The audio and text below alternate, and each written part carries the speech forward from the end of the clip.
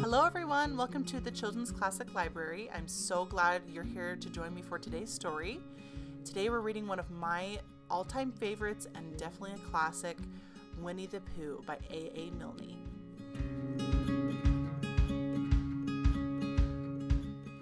Here is Edward Bear coming downstairs now. Bump, bump, bump on the back of his head behind Christopher Robin. It is, as far as he knows, the only way of coming downstairs. But sometimes he feels that there really is another way. If only he could stop bumping for a moment and think of it. And then he feels that perhaps there isn't. Anyhow, here he is at the bottom and ready to be introduced to you, Winnie the Pooh. When I first heard his name, I said, just as you're going to say, but I thought he was a boy. So did I, said Christopher Robin. Then you can't call him Winnie. I don't. But you said, he's Winnie their Pooh. Don't you know what their means? Ah, yes, now I do, I said quickly, and I hope you do too, because it's all the explanation you're going to get. Sometimes Winnie the Pooh likes a game of some sort when he comes downstairs, and sometimes he likes to sit quietly in front of the fire and listen to a story. This evening, what about a story? Said Christopher Robin. What about a story? I said. Could you very sweetly tell Winnie the Pooh one? I suppose I could, I said. What sort of stories does he like? About himself, because he's that sort of bear. Oh, I see. So you could very sweetly? I'll try, I said. So I tried. Once upon a time, a very long time ago now, about last Friday, Winnie the Pooh lived in a forest all by himself under the name of Sanders. What does under the name mean? Asked Christopher Robin. It means he had a name over the door in gold letters and lived under it. Winnie the Pooh wasn't quite sure, said Christopher Robin. Now I am, said a growly voice. Then I will go on, said I. One day when he was out walking, he came to an open place in the middle of the forest, and in the middle of this place was a large oak tree, and from the top of the tree there came a loud buzzing noise. Winnie the Pooh sat down at the foot of the tree, put his head between his paws, and began to think. First of all, he said to himself, that buzzing noise means something. You don't get a buzzing noise like that, just buzzing and buzzing without its meaning something. If there's a buzzing noise, somebody's making a buzzing noise. And the only reason for making a buzzing noise that I know of is because you're a bee. Then he thought another long time and said, and the only reason for being a bee that I know of is making honey. Then he got up and said, and the only reason for making honey is so as I can eat it. And he began to climb the tree. He climbed and he climbed and he climbed, and as he climbed, he sang a little song to himself. It went like this. Isn't it funny how a bear likes honey? Buzz, buzz, buzz. I wonder why he does. Then he climbed a little further and a little further, and then just a little further. By that time he had thought of another song. It's a very funny thought that, if bears were bees, they'd build their nests at the bottom of trees. And that being so, if the bees were bears, we shouldn't have to climb up all these stairs. He was getting rather tired by this time, so that is why he sang a complaining song. He was nearly there now, and if he just stood on that branch, crack! Oh, help! Said Pooh as he dropped 10 feet on the branch below him. If only I hadn't, he said as he bounced 20 feet onto the next branch. You see what I meant to do, he explained as he turned head over heels and crashed onto another branch 30 feet below. What I meant to do, of course it was rather, he admitted as he slithered very quickly through the next 6 branches. It all comes, I suppose, he decided as he said goodbye to the last branch, spun round 3 times, and flew gracefully into a gorse bush. It all comes of liking honey so much. Oh, help. He crawled out of the gorse bush, brushed the prickles from his nose, and began to think again. And the first person he thought of was Christopher Robin. Was that me? Said Christopher Robin in an awed voice, hardly daring to believe it. That was you. Christopher Robin said nothing, but his eyes got larger and larger, and his face got pinker and pinker. So Winnie the Pooh went round to his friend Christopher Robin, who lived behind a green door in another part of the forest. "Good morning, Christopher Robin," he said. "Good morning, Winnie the Pooh," said you. "I wonder if you've got such a thing as a balloon about you." "A balloon?" "Yes, I just said to myself coming along, I wonder if Christopher Robin has such a thing as a balloon about him. I just said it to myself, thinking of balloons and wondering." "What do you want a balloon for?" you said.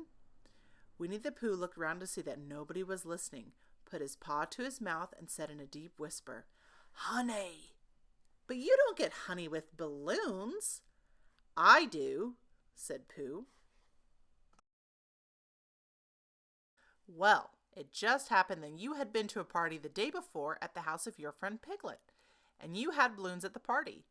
You had had a big green balloon, and one of Rabbit's relations had had a big blue one, and had left it behind, being really too young to go to a party at all. And so you had brought the green one and the blue one home with you.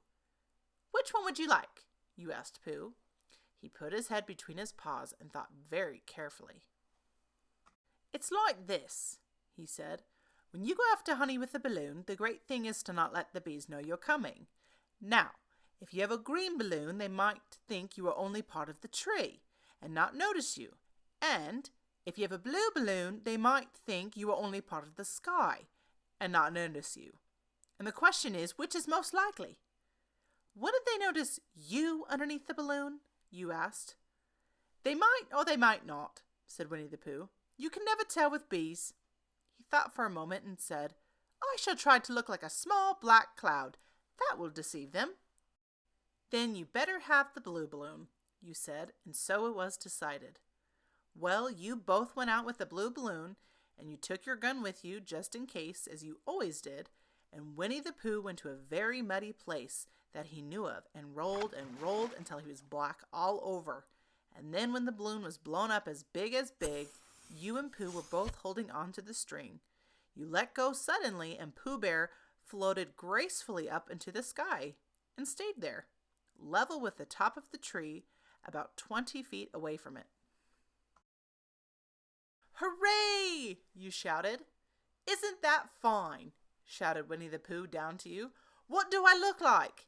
"You look like a bear holding on to a balloon," you said. "Not," Pooh said anxiously, "not like a small black cloud in a blue sky?" "Not very much." "Ah, well, perhaps from up here it looks different, and as I say, you can never tell with bees." There was no wind to blow him near to the tree, so there he stayed. He could see the honey, he could smell the honey, but he couldn't quite reach the honey. After a little while, he called down to you.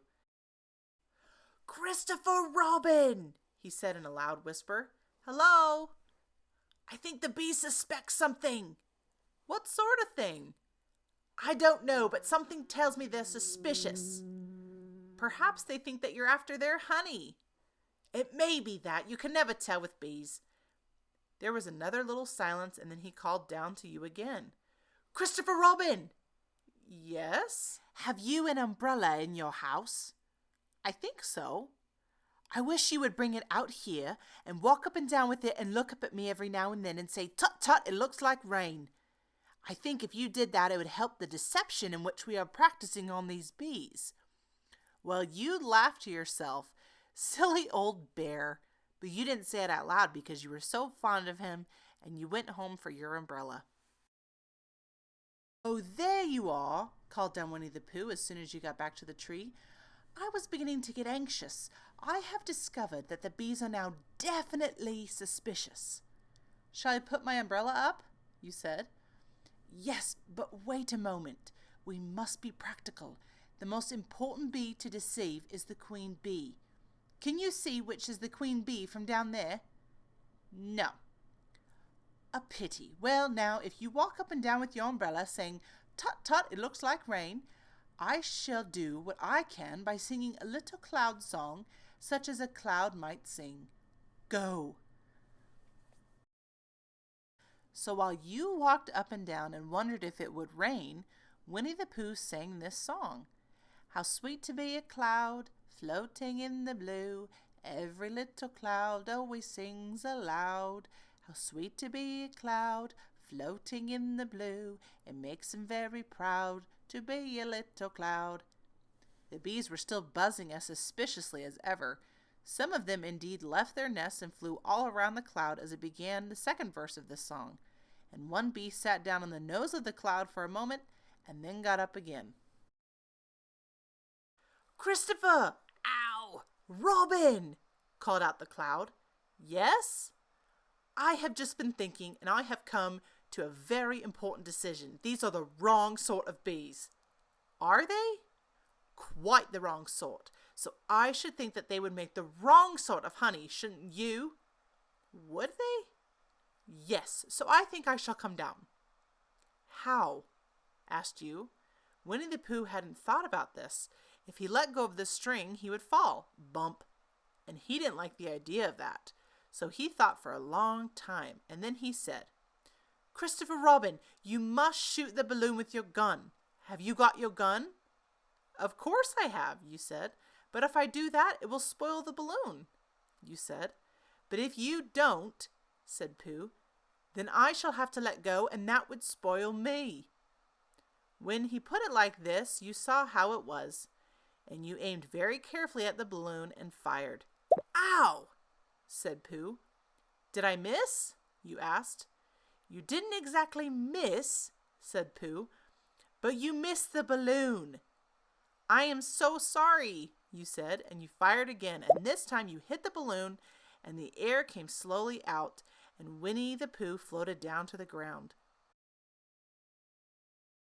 But his arms were so stiff from holding on to the string of the balloon all that time that they stayed up straight in the air for more than a week, and whenever a fly came and settled on his nose, he had to blow it off. And I think, but I am not sure, that is why he's always called Pooh. Is that the end of the story? Asked Christopher Robin. That's the end of that one. There are others. About Pooh and me? And Piglet and Rabbit and all of you, don't you remember? I do remember, and then when I try to remember, I forget. That day when Pooh and Piglet tried to catch the heffalump, they didn't catch it, did they? No. Pooh couldn't because he hasn't any brain. Did I catch it? Well, that comes into the story. Christopher Robin nodded. I do remember, he said, only Pooh doesn't very well, so that's why he likes having it told to him again, because then it's a real story and not just remembering. That's how I feel, I said. Christopher Robin gave a deep sigh, picked his bear by the leg, and walked off to the door, trailing Pooh behind him. At the door he turned and said, Coming to see me have my bath? I might, I said. I didn't hurt him when I shot him, did I? Not a bit. He nodded and went out, and in a moment I heard Winnie the Pooh bump, bump, bump, going up the stairs behind him.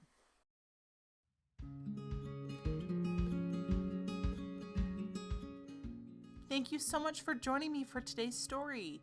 I hope you really enjoyed it, and make sure to check out some of my other stories, and I'll see you in the next one. Bye! Be subscribed.